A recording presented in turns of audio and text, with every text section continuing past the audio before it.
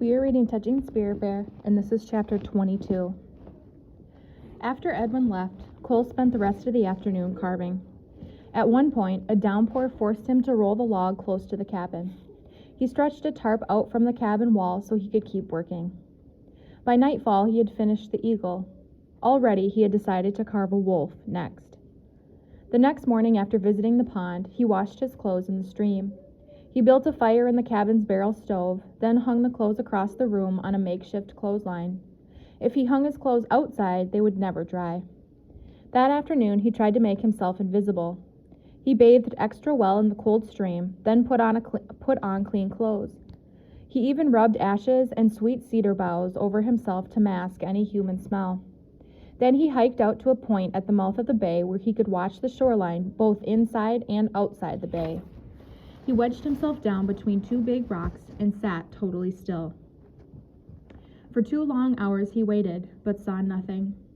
Frustrated, he got up and moved into the trees to try hiding beneath the thick undergrowth. The shore came gradually alive with seals, seagulls, and eagles, but no bears. Finally, chilled to the bone, he returned to camp. Several more times before Edwin's next visit, Cole tried being invisible, but had no luck. One morning, a beaver swam around him as he sat in the pond.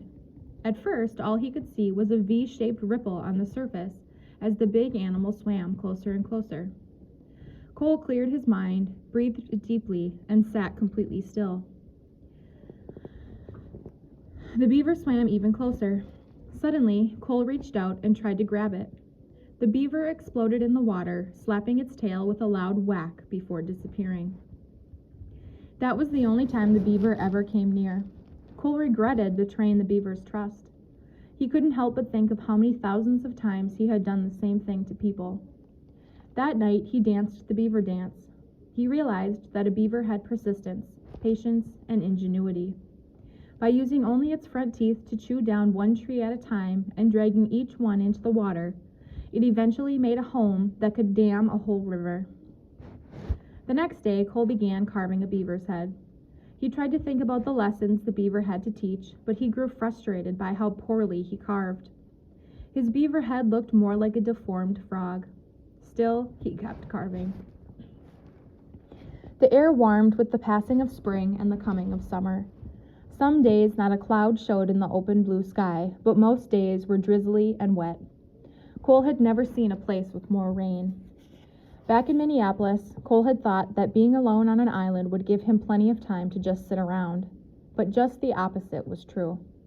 Each day he kept busy cooking, carving, soaking in the pond, fishing, carrying the ancestor rock, washing clothes, doing homework, and cutting firewood. Cole prided himself on how sharp he kept his knife and hatchet. Many nights he sat on his bed, working them against a flat stone until they could shave paper.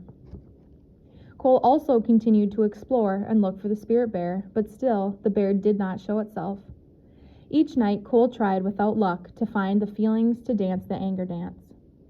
Weeks passed, but the large blank space he had reserved at the bottom of the totem for his anger carving remained empty. During one of Edwin's visits, Cole expressed his frustration. "I've tried to be invisible," he said. "I hide and try not to smell like a human. I've even smeared cedar boughs and ashes all over my body, but I still haven't seen the spirit bear again."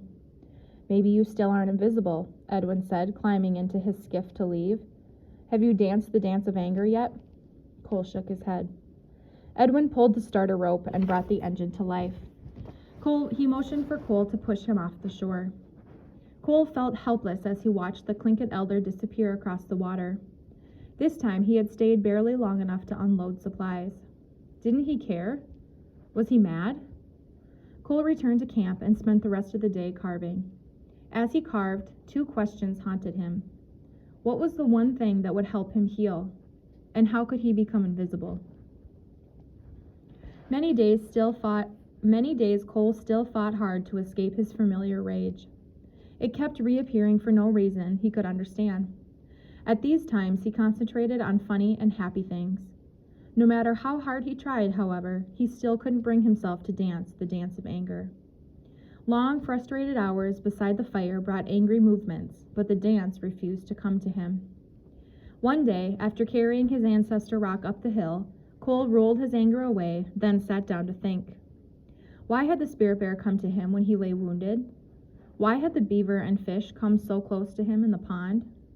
He hadn't been invisible at those times, and why hadn't the bear showed itself again? Cole puzzled so hard his head hurt, but there seemed no connection. Nothing made sense. Finally, he headed back to camp and worked the rest of the day in a sullen mood. That night, he went to bed as usual, but in the early morning hours, he awoke with a start and jolted upright in bed. He knew how to be invisible.